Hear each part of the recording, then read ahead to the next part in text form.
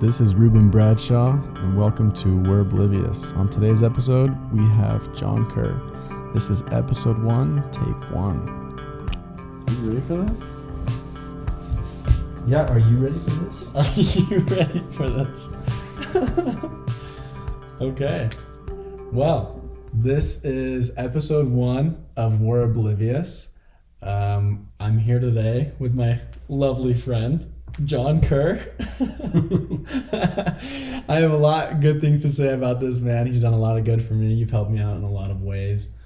A big part of my life growing up, I would say, where I truly first decided, I'm gonna go on a mission, was when I was with you.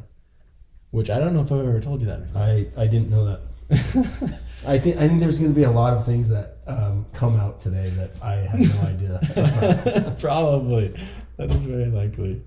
You were my scout leader. That was the first time I met you. You guys moved into that house that you guys completely tore down and then built up, right? Yep. And it was it was an old farmhouse that was totally falling apart. Yeah. And you guys turned it into a playground, basically. Yeah. I remember coming over and there was hidden doors and trap doors and secret passages and you had told me to go around and find them all while it was in the parade homes and everything. It was super, super cool. Yeah, we built that for a little kid's paradise. It's just a super fun place. True, because you are a kid, right? Yeah, at heart. Right. This is actually really cool that you guys built this. Yeah, isn't that sweet? I actually built that for Gabe right before I left. Oh, you did it? Yeah. I did that because my parents didn't want him going to the skate park with all the drugs and everything. So this is a half pipe that we're looking at and talking about that Reuben built inside of the house. I'll show you later. Sorry for the interruption. That was my little brother and his buddies coming down to skate. But what was I saying? We were talking about when you first came over to our house. Right. Yeah, I was probably, I don't know how old I was. Probably 12 or 13, right?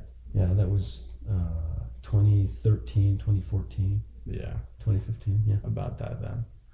But I remember always thinking back then, you were just the coolest dude ever. Yeah, so I was an old guy who acted like a 13-year-old. Yeah. Yeah. When I think back, we went on so many scouting adventures and trips and stuff. We went on that one trip when we messed with Brother Hilton and you convinced us to prank him and then we got yelled at and then you took the blame after. Yeah. But it was just super cool just because I've always loved that about you, how you just have that inner child still and willing to have fun with everything that you do.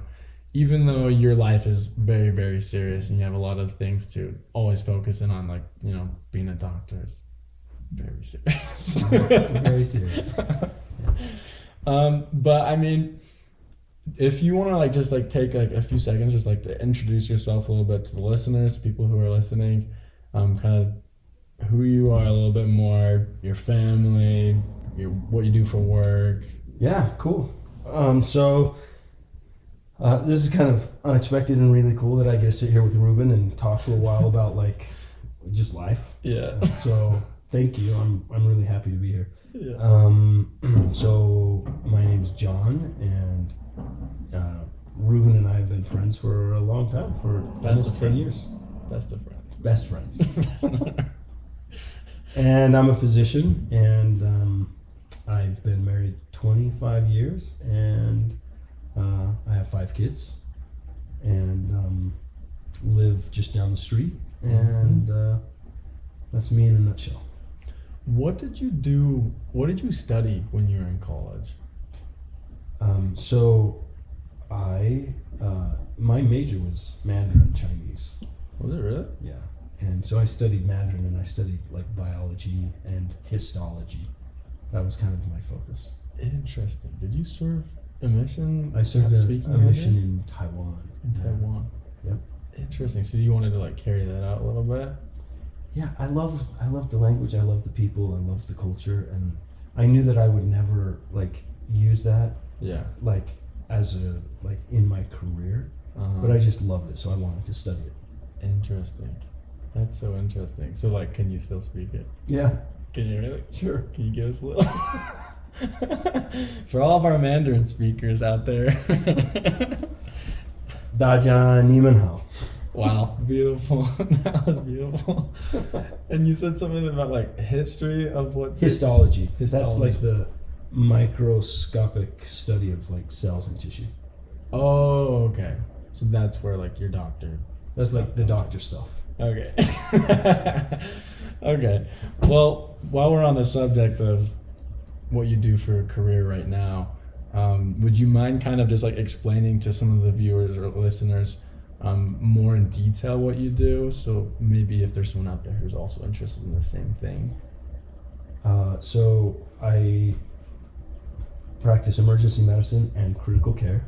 So I did my residency and a fellowship in emergency medicine and then later in critical care. And I spend most of my time in the emergency department and Right. do critical care in the emergency department. And I love it. I love my job. It's awesome. It gives me an opportunity to like really help people and to take care of people and simultaneously, kind of be in control of my life and take care of my family. Right. And you travel for that too, right? So, I have traveled to other states and like done work in other states, and I've loved that because it gives you the chance to like work for a significant amount of time and then come home and be totally free for Right. a significant amount of time. And Right. it has worked really well for my family that way. Right. This last year, we've kind of transitioned out of that, and I work more locally. Right. So we're trying a slightly different model. Interesting. And, How's it working? It's good. Everyone's happy, and that works out great. But I think that's one of the cool things about emergency medicine is that it really lets me be more in control of my schedule and my life, and I feel like I have a really good balance of work and life outside of work. Right. So is there like a specific company that you work for right now, or is it your own? So I have my own company Right. that is a emergency medicine and critical care consulting company that then contracts with hospitals. Okay. Yeah. Interesting. Okay, so a little bit of an entrepreneur. More just medicine and physician than entrepreneur. Yeah. Okay. Well, for anyone out there who is also listening, I mean, I've always heard, right, like being a doctor, it's not just being a doctor, you also got to be an entrepreneur in some way, shape, or form. When you were coming out of school, going into your practice, what's like something that you wish you knew coming out of that, something that you could have done better, maybe? Well, when I went into medical school, my plan was to be a physician administrator. And so I actually went to med school and business school and got an MBA in healthcare administration. Right. With the idea that I would practice medicine and then also be like an administrator in a hospital. Right.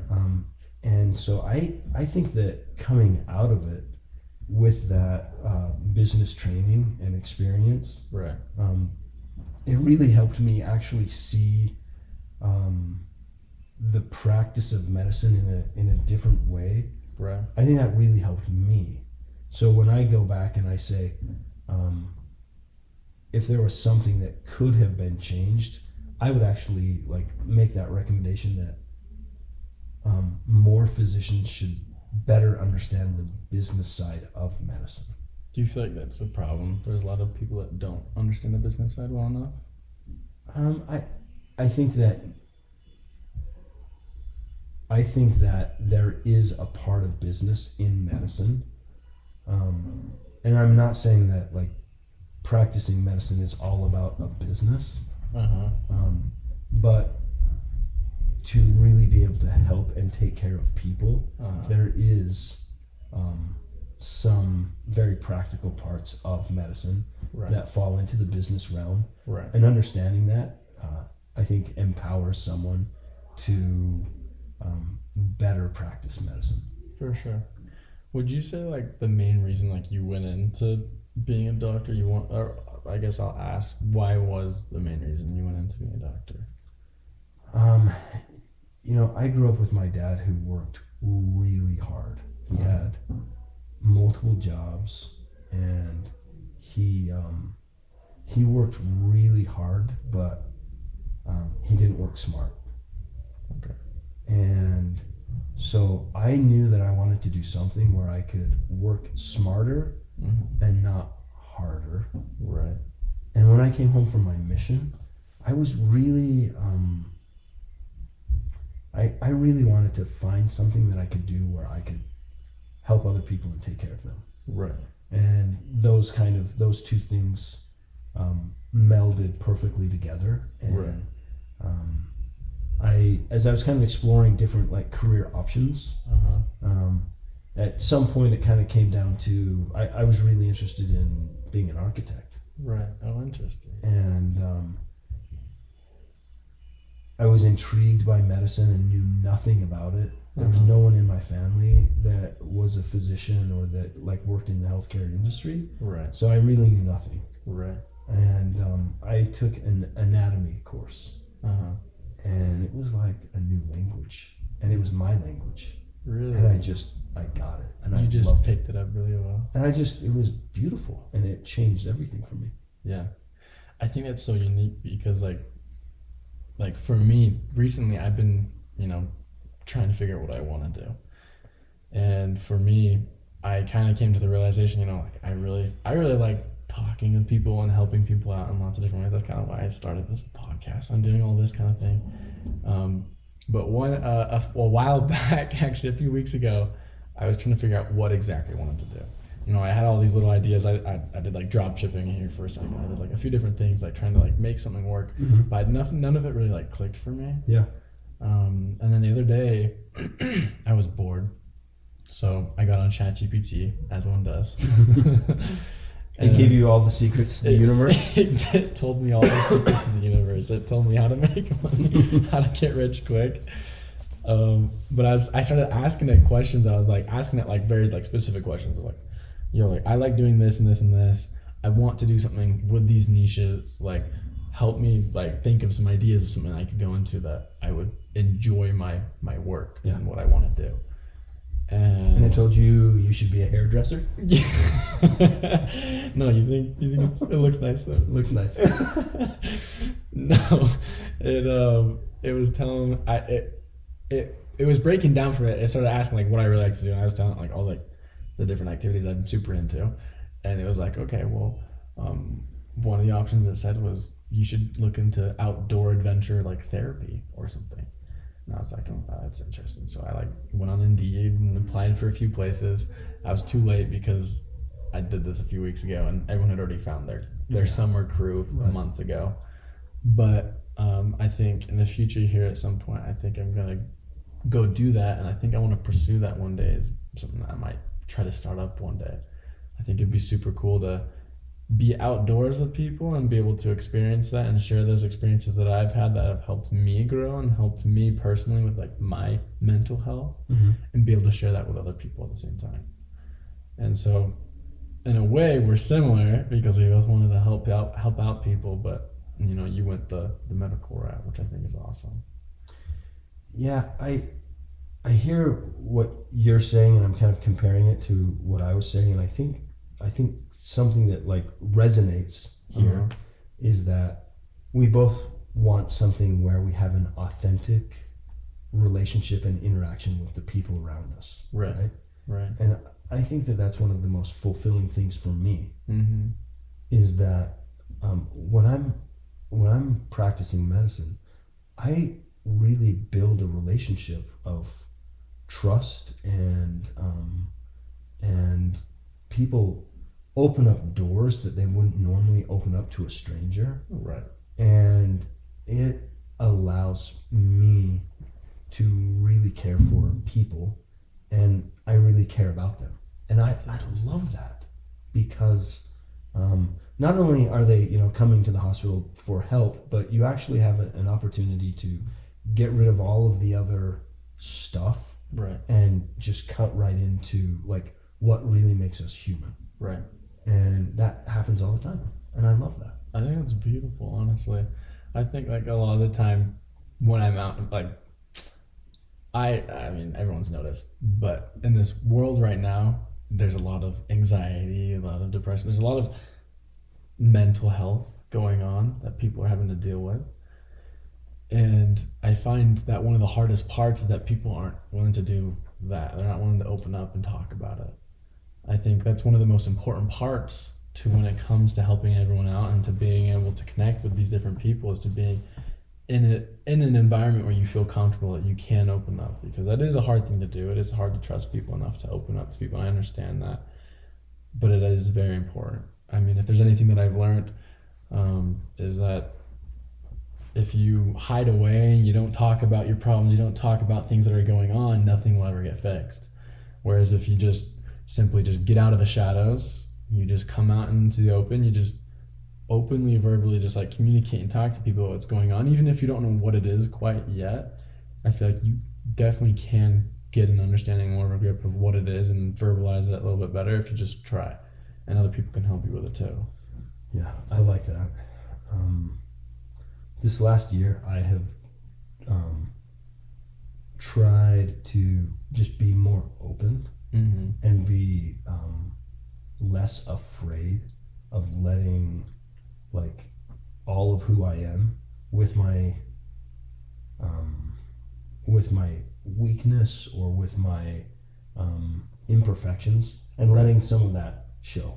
Right. And just embracing that. Yeah. And I like it because it's more of who I really am. Right. It's a little bit more authentic. Yeah. And it's not picture perfect, but it's more real. It never is perfect. Yeah. Yeah. How do you do that? Like, what things do you do specifically to? Like this last year, all of a sudden I realized that, well, I don't have to be perfect, right? That I don't have to like be good at everything. Uh-huh. And I just totally embraced that, and I embraced the adventure of totally learning and like being a novice at something, uh-huh. and being completely okay with that. Yeah. And so like my favorite thing is now to say, I don't know. I love that. I don't know that. Yeah. Like help me like learn that, because I have no idea what that is. And I just embrace that. I honestly, I 100% agree with you. I love that so much, because I recently heard, I don't remember what his name was. There's some dude that I follow on Instagram. It's like some guru from India, and he's like maybe a monk. I can't remember, but it was an episode that I watched him on a podcast recently, where he was talking about the power of I don't know. I like just saying I don't know. Yeah. Because I think a lot of the time right now, people love to assume that they know everything. Even if they don't know, they want to voice their opinion on it just to sound like they know what's going on. Yeah. When in reality, like, we don't know squat. We don't know anything. Like, I know nothing about the medical field, and there's probably a lot of things that you probably don't know about other fields. But in environments like this, where we can like just sit down and talk with people who are in those other fields, and just like saying the fact, like me saying I don't know, brings a lot of power, because that means I can now start saying, well, I don't know, but can you please tell me? Yeah. And that opens a field for me to learn and for you to explain, which is also an opportunity for you to learn, right? Yeah, and again, I think that it's like, it's more real. Yeah. Right? Yeah. I feel like in this modern world where everyone has a cell phone, mm-hmm. and everyone can Google something super quick, yeah, we have become accustomed to this superficial, like very thin layer of knowledge or information, right? And we have mistaken that for like true understanding, right? you can Google a topic and read about it really quick, and then there's this Right. idea that I think people have started to sort of accept that that's all the information I need to know. It's like very surface level. And they have come to erroneously believe that that means they really know something about that subject, right? Right. And Right. and I think that the part of the adventure of life is to really learn, Yeah. and learning is growing, Yeah. and learning more than that, like superficial layer of like glossy knowledge, and Yeah. really getting into something, I think is where I think you gain a great joy in like digging deep. Right. You know? I completely agree. I've noticed kind of that same similar thing. I'm gonna make sure this is still recording. Okay. I've noticed that same similar thing where, you know, people, like, if you think about it, like, people will take very, very basic, simple answers, and like that's like all that they really wanted to just like get over the fact that they didn't know what was happening. So like I don't know like how your day's been. So I'm gonna ask you how your day has been, and you're gonna give me like a very, very simple basic answer. Oh, it was good. I don't know what that means. That means nothing to me. There's could have been a lot of things that happened to you, but you just saying, oh, it was good is good enough for me. And I now know a little bit. And so now I feel safe with myself, and I can go with that, you know? And I feel like that's a lot of the ways that it's kind of, we're starting to think these days is that like wisdom doesn't matter. Like we can just get that basic level of knowledge and be okay. Like for instance, for me, on my mission, I became obsessed with quantum physics. I watched like a National Geographic like video, like an hour documentary or something about it, like describing it. And I became fascinated, and I like was obsessed with quantum physics. Mm-hmm. And all of a sudden, I thought I knew everything about quantum physics. And I would go around, I'd explain it to everybody. You know, I'd give them like the very basic answer of like what I thought was my wisdom and my knowledge. You know, and then I would just go off about it. I'd talk about it all the time about how much I loved it.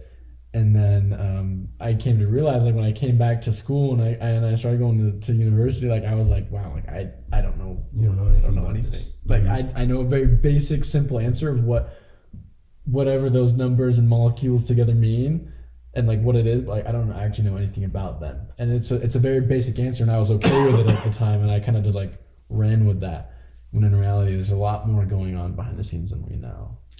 I had a boss one time say to me, an expert is someone who has forgotten more information about a topic than you have learned. Say that again? An expert is someone who has forgotten more information about that topic than you have learned. So there's so much information out there, and they've learned all this stuff, and because there's so much information that they have absorbed, they just forgot. They've forgotten more information than you have actually learned. And it's probably the simpler information. Maybe so. Oh, It just means there's a lot of information out there, and when you really dig deep into something, there's multiple levels, right? Right. And for someone to think, you know, oh, I read one book, or I read a few chapters, or I read, you know, or I listened to, you know, a couple of podcasts, or watched a YouTube video, and so now I'm an expert on that topic, right? Yeah. That is definitely very true. I know, like, for myself right now, I'm exploring lots of different pathways and different things of what I want to do for the future, right? For my career. And I get very intrigued and interested straight off the bat, just because I hear some basic level information. And I notice that as I jump on the path and I start trying to like do that niche or whatever, I slowly start to become very uninterested, because I realize how much work really goes into this. It's not as simple as like it's not a get rich quick scheme. It is like there's a lot of work to be put into this, and sometimes it's hard to put in that work. And then someone like me I mean, in our generation, we've been taught, or we've been kind of shown our whole lives that we can get that quick dopamine as fast as we can just by finding something on the internet as fast as we want, right? Like we can get that like super fast. Like we get instant gratification. And so for us, like we all assume like if I go to the gym one day, I'll walk out of there with a six pack. You know, if I go to school and I turn in that one assignment, I'll have my A, you know, like I'll pass the class. When there's like, in reality, there's a lot more dedication and work to be put in there. And I know a lot of kids who put in that work who I really look up to and admire because of it, because it can be difficult at times. I think putting time and energy and real effort into anything brings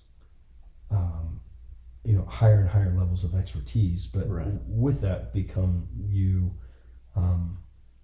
begin to find joy in that thing, right? You know, and the more time and energy you put into anything, whether it's a hobby or a vocation, you gain greater and greater skill, and as you develop those skills, you have greater joy and satisfaction when you're using them.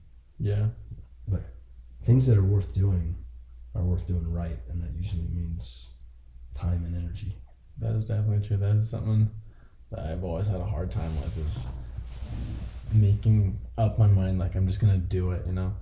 Like I've always, like you hear in like science class, right? Like momentum is like one of the most strongest forces in the world, and I think the same thing applies for us when we're trying to get things done. Like you get that small little thing done, it just starts with just starting, you know, like you just got to get going on it, and then like eventually it starts rolling and turns into something. Like right now, like I'm getting my first podcast done. I'm hoping this will turn into something. This is my momentum builder. This is awesome. But I know like I have severe ADHD, and so for me it's difficult to focus on one project and get one thing done. I struggled because I want to do multiple things. And because I'm trying to do all these different things, I can't just get one of them right. And so right now I'm really focusing this summer on trying to get one thing right. Yeah. And I'm trying to get something done, and I want to actually like focus in and do it. Because I mean, I'm 21. Some people think I'm young. Some people think I'm old. But I think there's no better time than to start than right now. You know, like this is why we're here. We don't got a lot of time here, right? Yeah, and you know, like we're never going to do any one thing like perfectly, right? Yeah. At least I'm not going to be able to, but like we can. There are certain things that we can do that we can become really expert at. Right. Right. And the things that matter, the things that really have value. Right. The things that I think really bring us great joy. Those are the things that we want to spend our time and our energy on, right? Right. Like it's way more important for me to be like the best father that I can be, and the best husband that I can be. Right. And so I'm going to spend more time and more energy in that than, you know, being a guitar player or, you know, being a skier. Right. And as much joy as like skiing brings to me, there's greater joy and there's more meaning and more significance in like being the best dad that I can be. Yeah. Yeah. I love that. I think there's definitely like something that I could do better is prioritize more, or like just write down the top 5 things that are most important to me and really focusing on those things. And if something I'm doing doesn't align with one of those things, well, maybe it's not worth my time. You know, like I was talking with my soccer coach the other day, and he was telling me, he was like, the top 5 things that he has for himself. He wants to be known as a man of God. He wants to be known as being a good husband. He wants to be known as being a good father. And he wants to be known as being just a kind, genuine, good man. And he said, like, if anything doesn't line up with those, then it just doesn't matter to him. Yeah. And I think that's awesome, because I think a lot of time I get sidetracked because, you know, I want to go be with my friends. I want to go have fun and hang out and do what's fun right then and there. But I'm not looking at the big picture, you know, when there's a lot more I could be doing with myself, and I could be fixing a lot of my problems that I have if I just was to really just focus and just sometimes just like sit still and just like take it in for a moment, you know? Yeah, I think it's harder and harder for us to be able to sit still.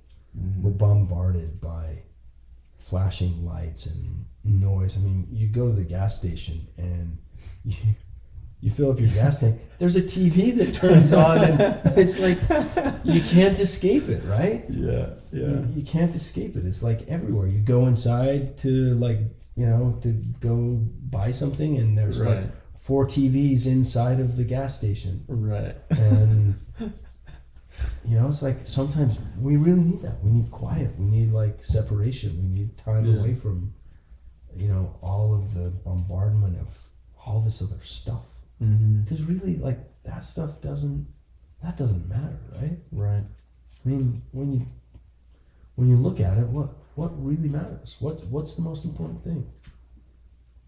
God. Yeah, right? It's God, our relationship with God, understanding that. Yeah. And that's profound, understanding our divine relationship and our divine potential. Yeah. And as we like develop that relationship, we bring our family into that. And Right. I mean, there's nothing that's more important than our relationship with God and our relationship with our family and our relationship with the people around us. Yeah. Like that's what brings joy, that's what brings value. Yeah. And all the other stuff is just like little sugary stuff that doesn't matter. Right. Yeah, I feel like we definitely lose focus very easily, and we get distracted very easily by a million different things, and we honestly overcomplicate things. Things don't need to be as hard as we make it sometimes. You know, God makes things very simple for us and puts it in a very simple way, and sometimes we can't even figure that out. But I think definitely taking that time alone to figure yourself out, you can then better help others out, which is something that I'm working on personally too. I can't go out and be medicine man if I can't fix my own self. I can't, if I can't do anything on my own. I got to put in that work first and fix myself before I can start trying to help out other people. And you said one of the ways that you do this is by getting that quiet time and all that stuff, right? Where do you find your quiet time? So I have a big family with a lot of responsibilities, a lot of kids who have a lot of needs, and like we're running a family, right? Right. and so sometimes it's hard. I mean, it's always hard. Yeah. To find that, right? Right. But I think that one thing that I'm really good at is kind of being able to like draw some lines and I know like what my needs are. And so when I'm sort of getting to that point where I'm like, there's too much, I feel it, and I can pretty easily say, hey, I need some downtime, or I need some personal time, or whatever. Right. And my wife is amazing, and she understands that.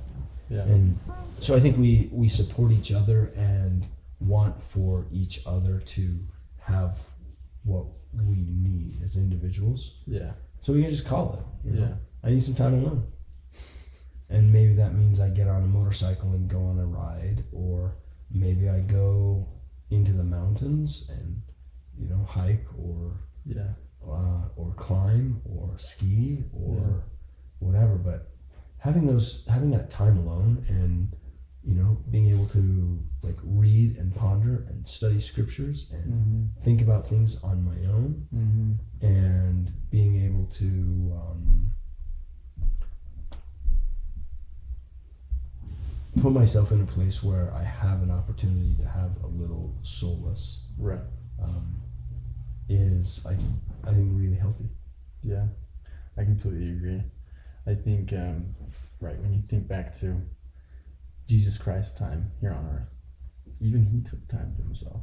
Yeah, that's a great point. He would leave the disciples all the time, and he'd be like, "Hey, you watch over everyone. I'm gonna go into the mountains. I'm gonna pray and I'm gonna meditate. I'm gonna take some time alone for a second here and figure some stuff out." Yeah. I think we need to do that more often as humans. Yeah, I think we need quiet time. We need to feel comfortable and safe with turning off all the electronics. Yeah. And like putting our phone down. Yeah. And being away from it. Yeah. You know? It's like, I think more and more that has become such an integrated part of our lives that we feel incomplete if our phone is not right next to us. Right. Right. And it's actually, I think, a very soul strengthening practice to turn your phone off or to purposely leave your phone somewhere else away from you and be away from it for 2 or 4 hours or for some time where you know you're not going to be distracted and you don't have it with you. Right. And I think that's a good practice. I think it's easier for you to say since you're an old guy and you didn't have your phone before. I'm kidding. So true. Yes. But I know what you mean though. Like for me, my whole life, like it is so difficult for me sometimes to put down my phone. And like I've had moments where I've tried all I could to get rid of my phone. Yeah. Like before my mission, I went 2 months. You went to flip phone? I did the flip phone thing, and it was the best experience ever. Interesting. Why? I loved it. Why? I felt like for the first time ever, like when I was with people, and it was me. It was genuinely me, and I was being authentic. Yeah. I didn't have any time to give away different parts of myself to my phone, of different parts of social media. I just gave it all to the people I was with at that moment. And it was just so fun, and it was so fulfilling.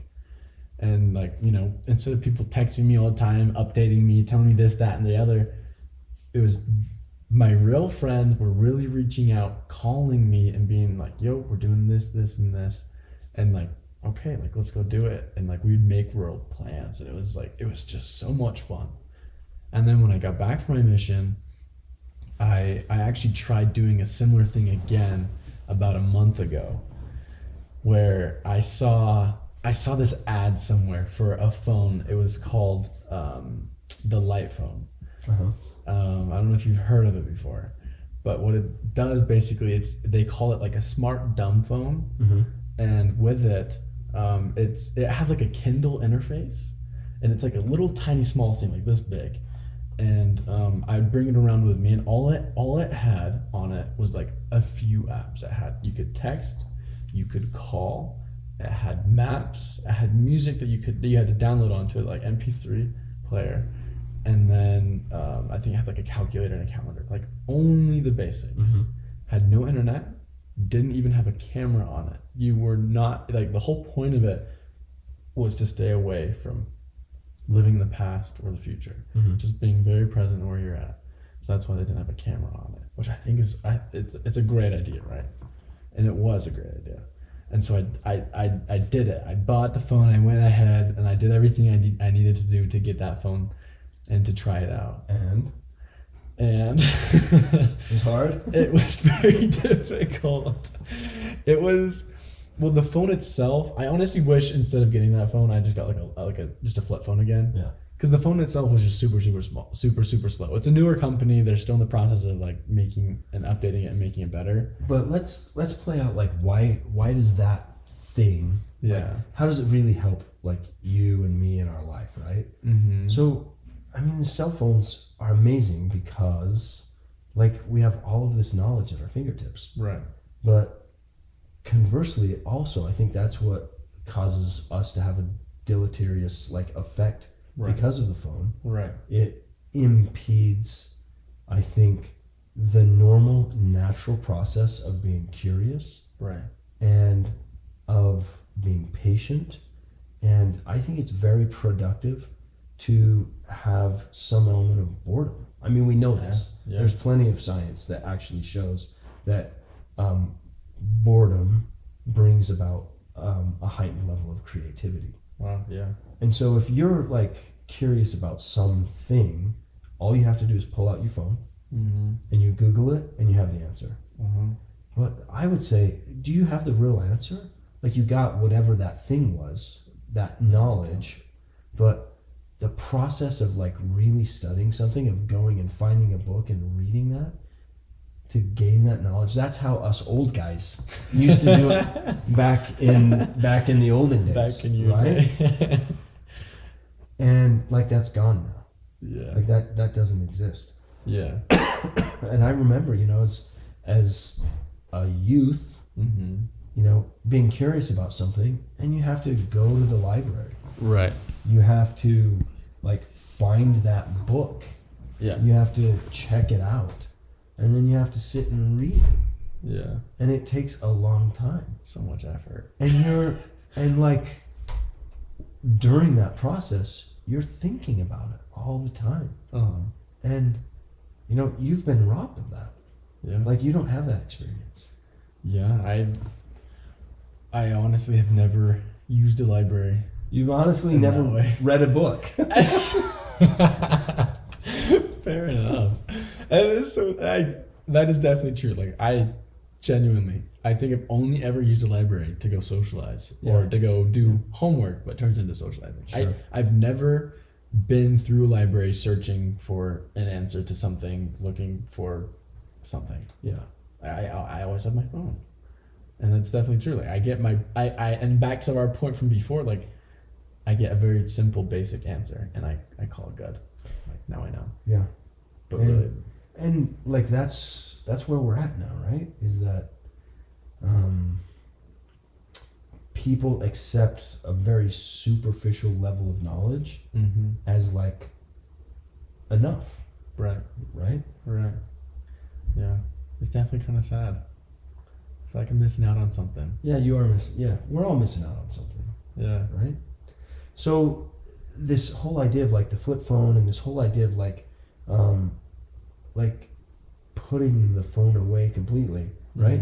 So back in the olden days, like when a telephone was only in your house, right? There was this, like, you'd go to a restaurant and everyone was talking to each other, right? No one was like, So, you mean people actually spoke? people actually like looked at each other and engaged in a conversation, Kidding. We, my kids and I, we went out to eat at a restaurant. This was a couple months ago. And as a family rule, no one takes their phones out. I like that. And we're sitting here like eating, and then one of my kids kind of looked up and looked around at the restaurant. And it wasn't just startling, it was actually kind of scary. Yeah. Because every single table, every single person at the table all had their phones out. No one was talking and interacting with each other. Yeah. They're all on their phones. Wow. And I know that's not good and healthy, right? Like, that's not. No. Like, that's just weird. It is.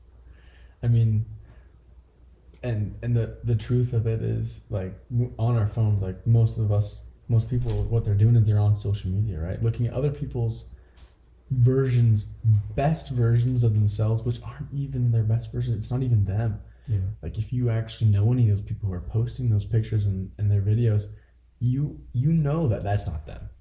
You think it's funny, like, you make fun of them when they post things because you know it's not them, but they're posting it acting like it is, and then everyone else is looking at it and wishing and wanting and not having, which turns into depression, turns into a lot of heartbreak, and it's sad. Yeah. I certainly know that growing up in this era with what we have available to us and the youth of today, right, it is a much more difficult environment to grow up than when us old people grew up so many years ago. Back when there was only libraries for fun. What advice do you have for like our generation, for people of like my age? What advice do you have for us as we kind of move forward as far as society is concerned and this world is concerned? Well, I think that we need to refocus on like what really matters, right? Right. So, in the medical world and specifically in like emergency medicine, we talk about this idea of triage, right? So 3 people come to the ER at the same time. You can't take care of all 3 at the same time. Right. You have to triage, and you determine who has the illness or the injury that is the most likely to cause the greatest amount of harm, that necessitates the quickest amount of intervention, right? Okay. And so that idea of triage is the way you determine what needs to be addressed first. Okay. Right? So someone who's having a heart attack is going to be triaged before someone who has a stub toe. Interesting. Right. Right? Right.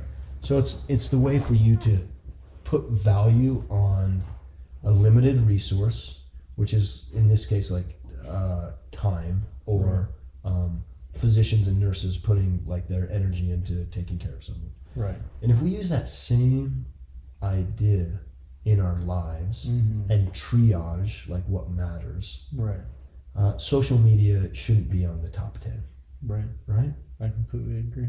And so I think if we go, where is there really true value that, again, brings us closer to Christ, builds a relationship with our Father in heaven, builds true relationships with other people, and helps us on this journey of life, to find who we are and to help us be better at who we're meant to be.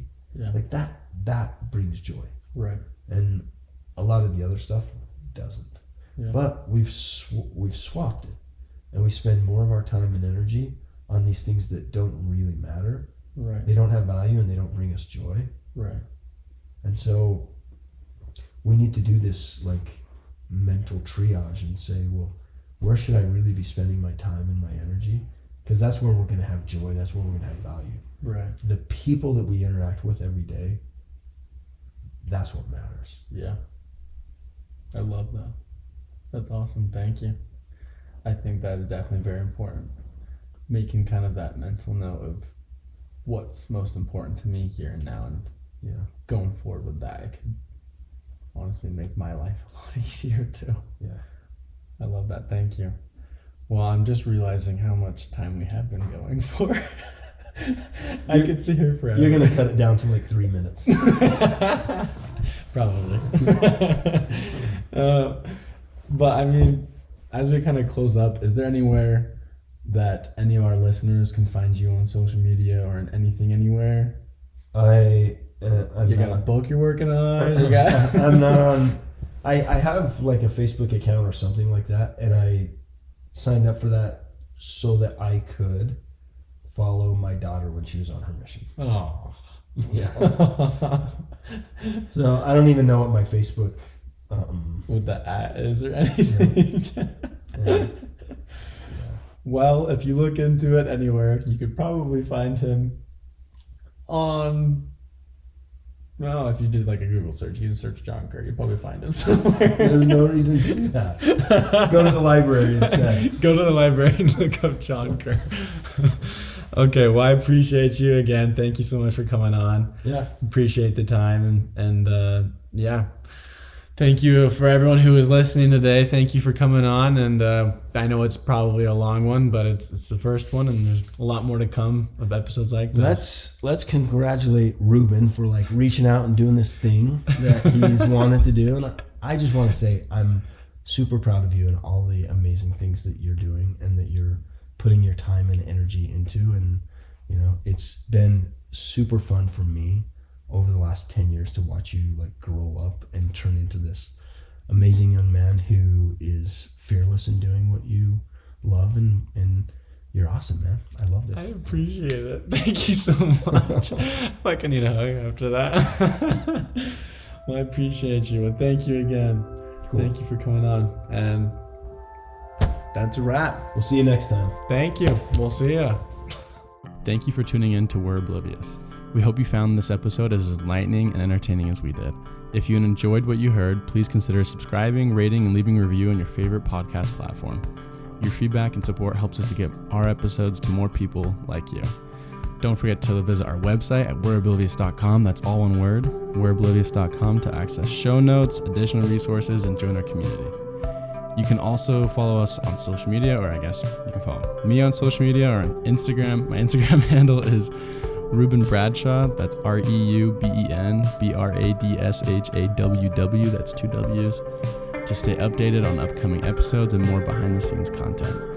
We love hearing from our listeners, so if you have any questions, topic suggestions, or people you think we should have on, or just want to say hello, please drop us a message at Reuben@we'reoblivious.com. Your input drives the direction of our show. As we wrap up today, remember your support keeps us going, and we can't wait to share more insightful and inspiring content and dialogue with you next time. Until then, thanks for being part of the We're Oblivious community. See you in the next episode. Boom.